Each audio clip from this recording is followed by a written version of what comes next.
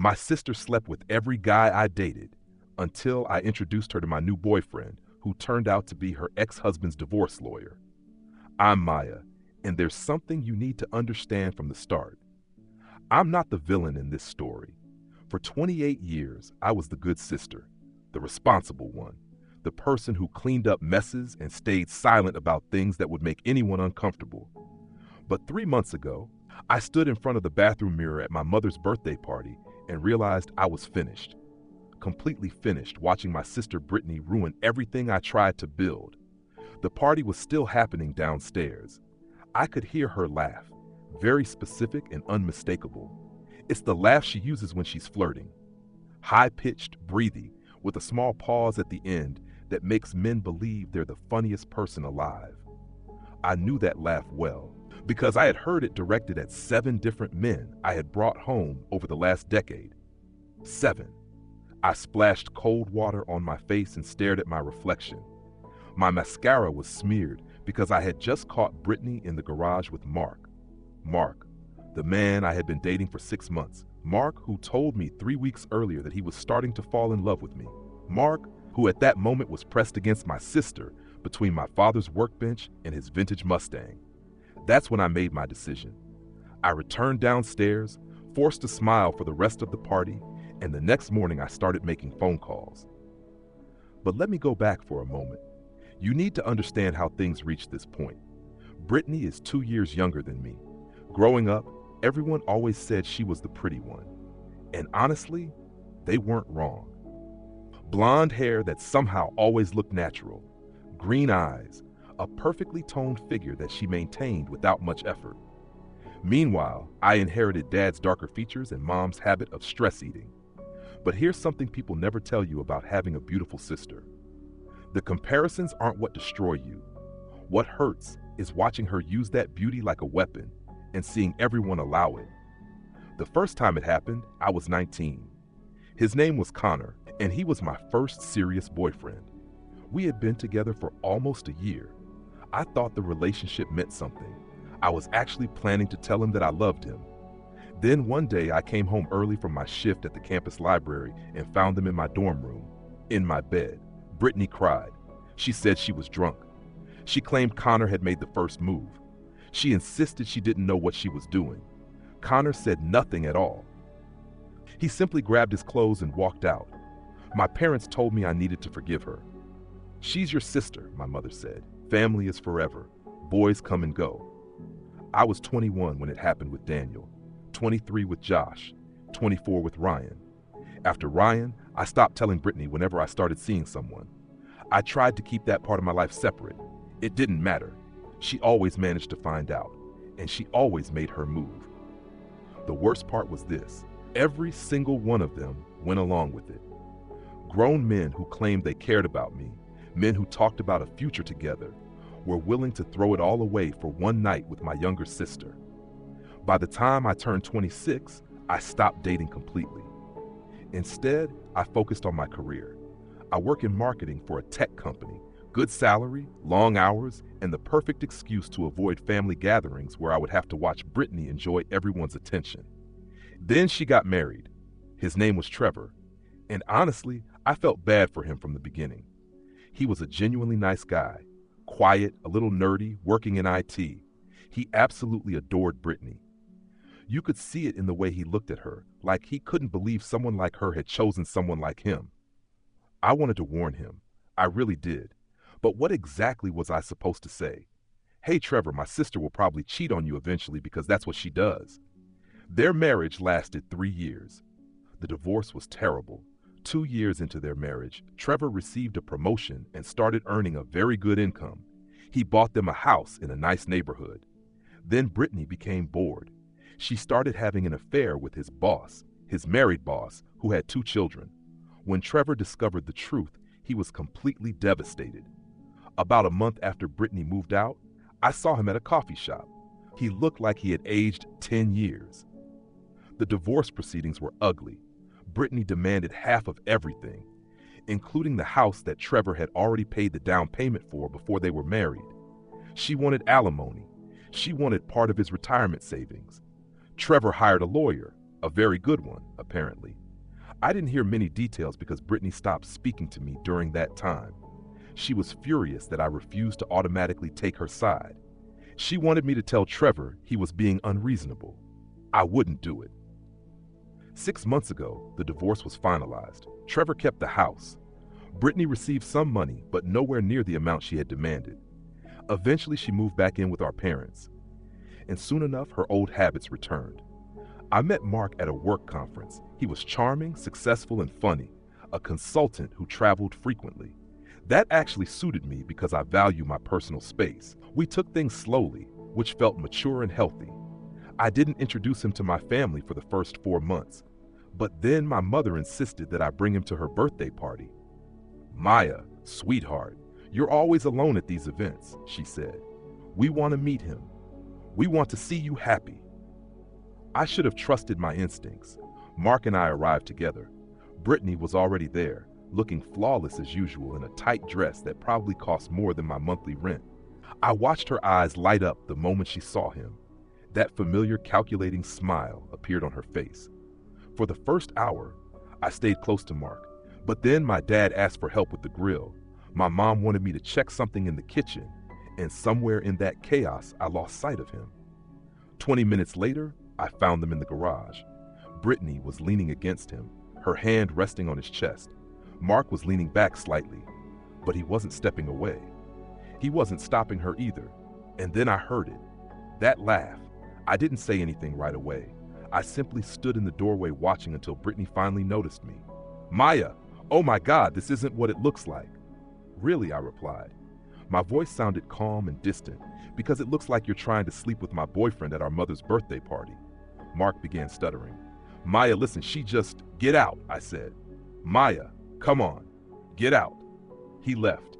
Brittany tried to follow me back into the house, but I locked myself in the upstairs bathroom. That's where I stood in front of the mirror and made my decision.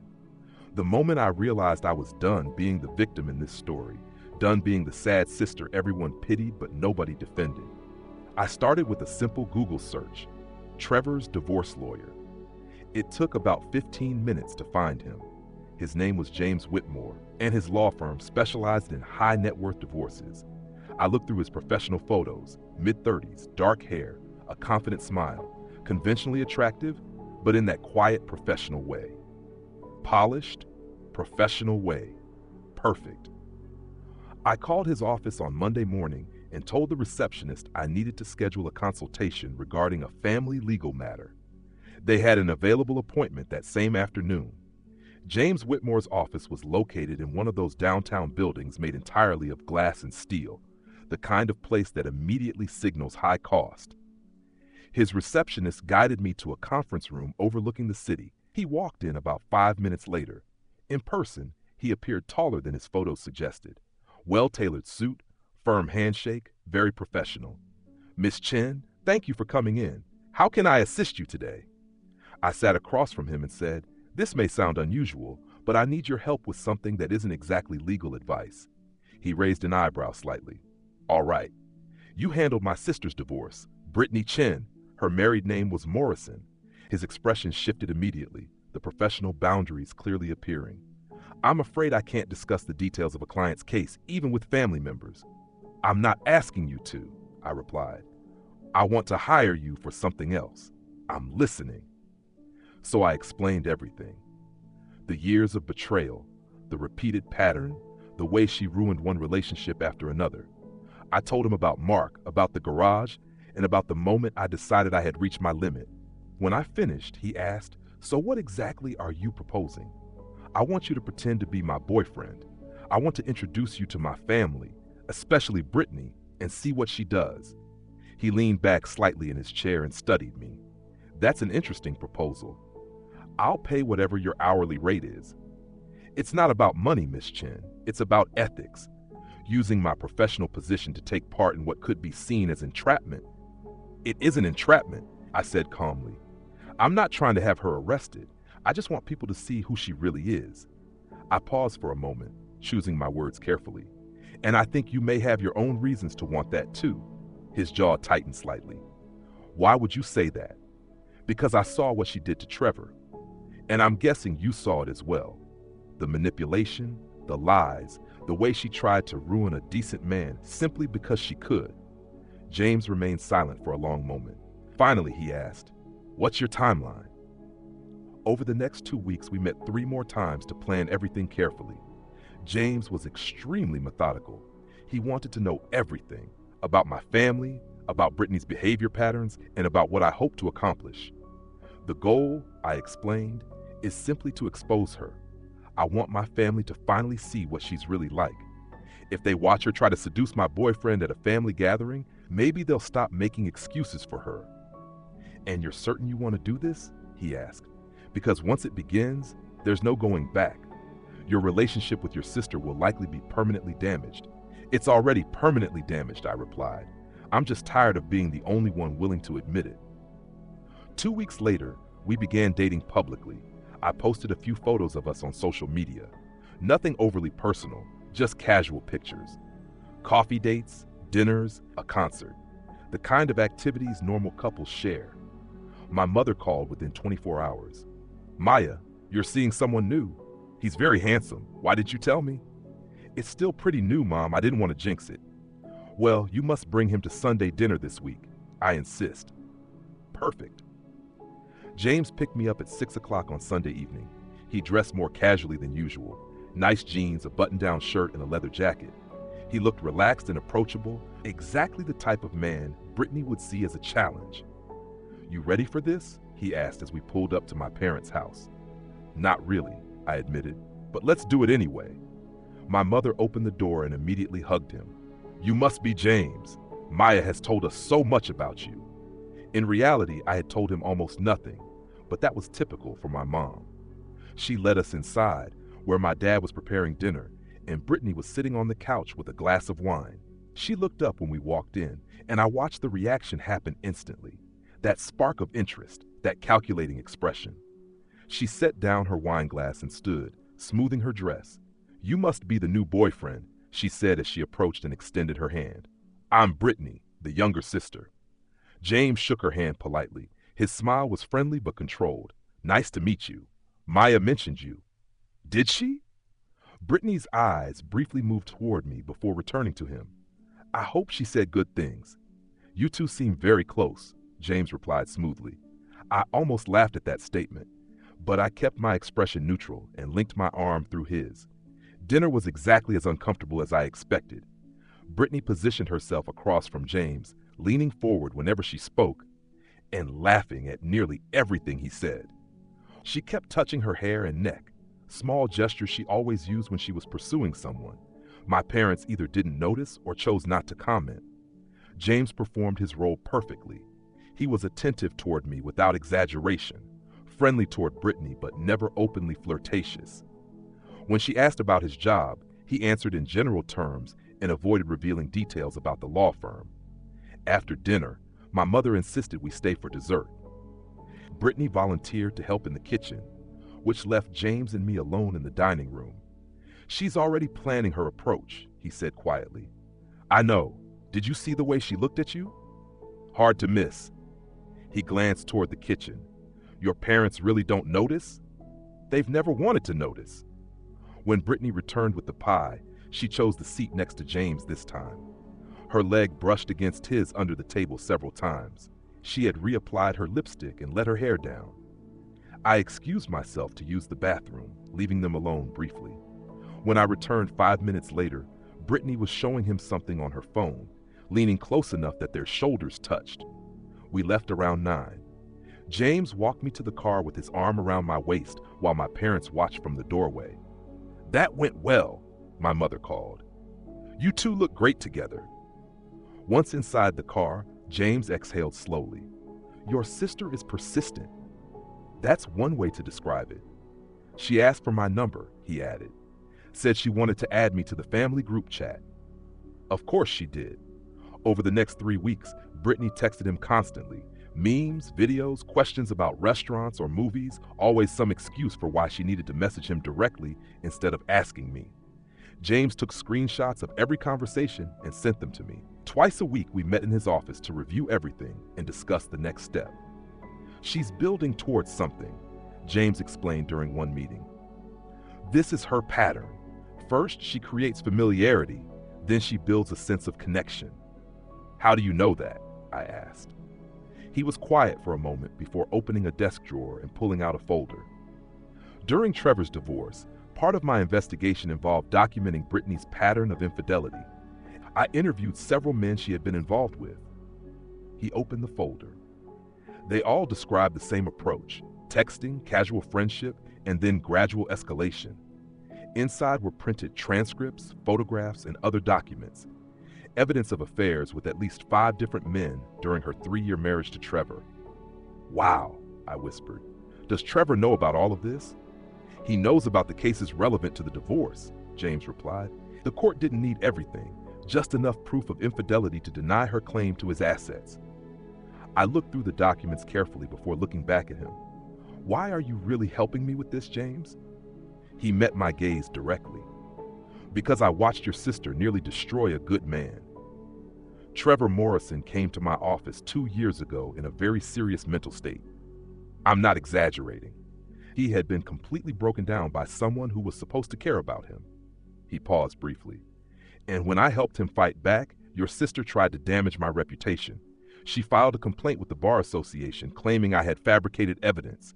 It was completely false, but it still took months to clear my name. I had no idea, I said. Why would you? He replied calmly. But that's who your sister is, Maya. She harms people, and then she presents herself as the victim when they defend themselves. He leaned back slightly. So yes, I have my own reasons for helping you expose her. You can call it petty if you want, but I'm human. I looked at the folder again, then back at him. So what's our next move? Endgame here? What's the final move? I asked. He smiled slightly. I was hoping you'd ask that. Over the next few days, the plan started to take shape. My parents' anniversary was coming up in 3 weeks. They were planning a large celebration with family and friends, an ideal setting for Brittany to attempt something and for us to reveal the truth. But first, we needed to speed things up and make Brittany feel as if she was losing time. I began posting more photos of James and me on social media, pictures of us at the beach, cooking dinner together, and one particularly cozy photo of us sitting on his couch with the caption, "Perfect Sunday." My mother called almost immediately. Maya, you two look very serious. Is this relationship getting serious? Maybe, Mom. We'll see. I knew that information would eventually reach Brittany. Sure enough, about 2 hours later, James received a text from her. Wow, you two are moving fast. Happy for you both. She's panicking, James said after showing me the message. She feels like she's losing control of the situation. The following day, another text arrived. Hey, I'll be downtown for a meeting on Thursday. Want to grab coffee? James replied, Sure, I have a break around 2. He didn't mention the meeting to me until afterward. When he arrived at my apartment that evening, his expression was serious. What happened? I asked. She made her move, he said. Very direct. He sat down on the couch and ran a hand through his hair. It started with small talk. Then she shifted the conversation to you, saying she thinks I'm too good for you. She said you've always been the unstable sister, the jealous one. She claimed she was concerned that I didn't really know what I was getting into. My stomach tightened. She said that? He nodded. Then she placed her hand on my leg and said if I ever needed someone who truly understands what it's like to be part of your family, she'd always be available. Did you? I smiled politely and told her I appreciated the concern. Then I said I needed to return to the office. He paused before continuing. But Maya, she's going to try something bigger soon, most likely at your parents' anniversary party. Good, I replied. That's exactly what we want. The 3 weeks leading up to the party felt extremely long. Brittany began texting James more frequently. She sent selfies, invited him to attend a yoga class with her, and even accidentally sent him a clearly suggestive photo. She quickly followed it with another message. OMG, sorry. That was meant for someone else. How embarrassing. James documented every message carefully. The night before the party, we met one last time at his office. Last chance to back out, he said. I shook my head. I'm not backing out, but I need to ask something. What happens after tomorrow? After we expose her? Yes. What about your role in all this? He leaned back slightly. What do you mean? I mean, you've been pretending to be my boyfriend for almost 2 months. We've spent a lot of time together. I need to know whether this is just revenge against Brittany or if. I trailed off, suddenly unable to finish the thought. James looked at me for a long moment. Honestly, it began as revenge, he admitted. When you first came to my office, I saw an opportunity to expose someone who had caused serious damage to my client and to me professionally. He paused briefly. But somewhere along the way, it stopped being entirely fake for me. My chest tightened slightly. Maya, I know this whole situation is complicated. The foundation of it, whatever this is built on deception and revenge. But you're intelligent, funny, and stronger than you realize. Spending time with you, even under these strange circumstances, has been the highlight of my year. For a moment, I didn't know what to say. We don't have to solve everything tonight, he continued. Let's get through tomorrow. Let's expose your sister. After that, maybe we can start over. Go on a real first date, no hidden motives, no strategy, just the two of us. I'd like that, I said quietly. The anniversary party was held at a rented event venue overlooking the water. My parents had organized an impressive celebration. Nearly 200 guests, a live band, an open bar. Everything was arranged perfectly. James picked me up at 6 that evening. I had bought a new dress for the occasion. Emerald green, fitted, the kind of outfit I rarely wore, but that made me feel confident. You look incredible, James said when I opened the door. Thank you. Ready to put on quite a show? He smiled. I've been ready. We arrived slightly late. The party was already lively. I spotted Brittany immediately. She was wearing white, an unusual choice for our parents' anniversary event. The dress was tight and low-cut, impossible to overlook. When she noticed us entering, her face brightened instantly. She walked straight toward us. Maya, James, you made it. She hugged me first, quick and casual, then turned to James with a longer embrace. You look very handsome tonight, she said. Thanks, Brittany. You look nice as well. For the next hour, we moved around the room, greeting relatives and congratulating my parents. Brittany kept appearing nearby, always ensuring James could see her. Around 8 o'clock, the band paused and guests began mingling more freely. That was when Brittany made her move. I was speaking with my aunt when I noticed her approach James. She touched his arm and leaned in as if whispering something. James nodded politely and followed her out onto the balcony. I waited about 30 seconds before following. The balcony was dimly lit and overlooked the water. Brittany stood near the railing while James remained a few feet away. I stayed in the doorway where they couldn't see me. I've wanted to talk to you alone all night, Brittany was saying. There's something I need to tell you. What is it? James asked. I don't think Maya's been honest with you about our family or about me. How so? She's always been jealous of me since we were kids. She sees me as competition. She's probably told you many things to make you feel sorry for her. Actually, she hasn't said much about your relationship, James replied calmly. Brittany stepped closer. That's because she knows if you understood our family dynamic, you'd see through her act. Maya isn't the victim she pretends to be. Then what is she? Manipulative, unstable. I've watched her push away every good opportunity in her life because she can't handle not being the center of attention. She placed her hand lightly on his chest. A man like you deserves better. Better like who? James asked. Someone who understands what you want, she replied, sliding her hand toward his shoulder. Someone like me. That was when I stepped forward from the doorway. I had a feeling you might say that. Brittany quickly stepped back, her face flushing. Maya, this isn't. Isn't what? I said calmly. Isn't you trying to seduce my boyfriend during our parents' anniversary party? Because that's exactly how it looks. You don't understand. No, Brittany. For once, I understand completely. I looked at James. Tell her.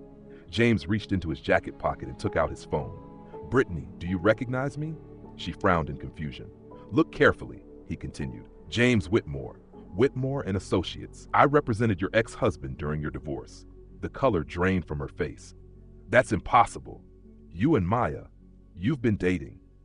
We've been setting this up for 2 months, I said. Every message, every conversation, every attempt you made to flirt with him, everything was documented. You can't do this, she said nervously. This is entrapment or something. It's not entrapment, James replied calmly. Entrapment involves law enforcement. I'm simply a private citizen who agreed to help expose a clear pattern of behavior. Maya, please, Brittany said, turning toward me as tears formed in her eyes. I'm your sister. You can't do this. The way you did it to me? I replied. With Connor, Daniel, Josh, Ryan, and Mark? I pulled out my phone. I have screenshots of every message you sent James, every attempt to undermine me. And we're going to show them to Mom and Dad, and everyone else if necessary. They won't believe you. They will when they see the evidence. And more importantly, Trevor will see it too. James still has the documentation from your divorce, every affair and every lie that never made into the final court records. I met her eyes directly. If you ever interfere in another relationship of mine again, everything becomes public. Your friends, your social media, everyone will know. For the first time in my life, I saw fear in her expression. You wouldn't. Try me. At that moment, the balcony door opened. My mother stood there, looking confused as she glanced between us. Girls, what's happening out here? People are asking where you are. I turned to Brittany. This was her chance to admit the truth. She said nothing. Mom, I said quietly, I need to speak with you and Dad, all of us together. We moved into a small room near the main hall. My parents, Brittany, James, and me. I explained everything. The years of betrayal, the repeated pattern, and the setup with James. I showed them the messages, screenshots, and other documentation. My mother began to cry. My father remained silent, his face turning increasingly red. Brittany tried to defend herself. She claimed I was inventing everything, that I was jealous, that the entire situation was simply an elaborate revenge story. Then James spoke. Mr. and Mrs. Chen, I understand this is difficult, but you should know that Brittany's behavior extends beyond her relationship with Maya. During my representation of Trevor Morrison in their divorce, I documented affairs with, he continued, explaining that when revenge failed, Brittany filed false professional complaints against him. Then he opened the folder he had brought from his office. Inside were copies of documents and records. This, he said calmly, is the reality of your daughter's behavior. And Maya didn't deserve to spend her entire life being hurt by someone who was supposed to care about her. My father turned toward Brittany. Is any of this true? Brittany opened her mouth, paused, then tried again. Some of it, maybe, but they're twisting everything. Stop. My father's voice was firm. Just stop. No more lies. The silence that followed was heavy. Finally, my mother spoke. I think you should leave, Brittany. Mom, I said leave. We will talk about this later after we've had time to process everything, but right now, you need to go. Brittany looked directly at me. This time the tears seemed genuine. No manipulation, no performance, just visible frustration and hurt. I hope you're happy, she said quietly. You just destroyed our family. No, I replied calmly. You did that yourself. I simply stopped protecting you. She walked out. We heard her heels crossing the floor of the venue and then the main door closing behind her. My mother reached across the table and held my hand. Maya, I'm so sorry. All those years, all those boys. We should have protected you. We should have realized what was happening. I tried to tell you. I know, she said softly, and we didn't listen. We made excuses for her because it was easier than facing the truth. She then turned toward James. Thank you for helping Maya.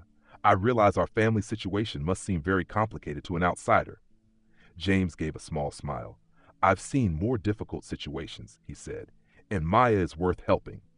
The party continued outside, but we didn't return. Instead, we stayed in that small room while my parents asked questions, and I finally shared everything I had kept quiet about for years.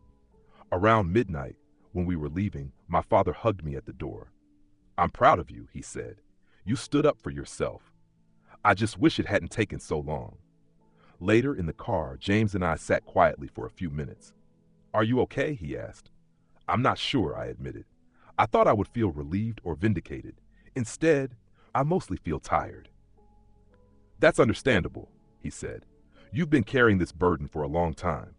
So what happens now? He reached over and held my hand.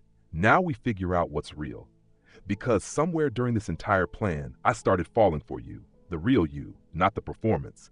I'd like to see where that could lead, if you're open to it. I looked at our hands. I'm open to it. But maybe we should begin with that real first date you mentioned. Something simple where we aren't planning anything against anyone. I'd like that. He started the car. How about next Friday? I'll pick you up at 7. We'll go somewhere nice, and the only plan will be getting to know each other. Perfect. He drove me home, walked me to the door, and politely kissed my cheek before leaving. After changing into pajamas, I checked my phone. There was a message from my mother. Your father and I are starting therapy. We think our family needs professional help to work through everything. We would like you to join us when you're ready.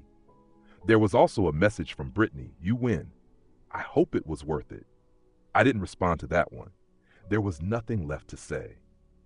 Over the next few weeks, life slowly settled into a new routine. Brittany moved out of my parents' house and into her own apartment. She blocked me on social media, and my mother later told me she had also started therapy. My parents kept their promise about family counseling. The sessions were uncomfortable and sometimes painful, but necessary. We discussed patterns in our family, enabling behavior, and the ways my parents had failed both of us. Because while Brittany had hurt me deeply, my parents had also hurt her by never holding her accountable. Meanwhile, James and I went on that first date, then another, and another after that. Once the drama and planning were gone, we realized we genuinely enjoyed each other's company. He was intelligent, kind, and often very funny. He challenged me in ways that helped me grow. He made me want to be braver. 3 months after my parents' anniversary party, we officially started a real relationship. The beginning had been chaotic, but somehow the relationship worked. 6 months later, I unexpectedly ran into Trevor at a coffee shop. Maya, he said, surprised. Hi, how are you? I'm good. Really good, actually. How about you? Much better than the last time we spoke, he said with a smile that reached his eyes. I heard about what happened with Brittany, James told me. Are you okay with what we did? He laughed softly. Are you kidding?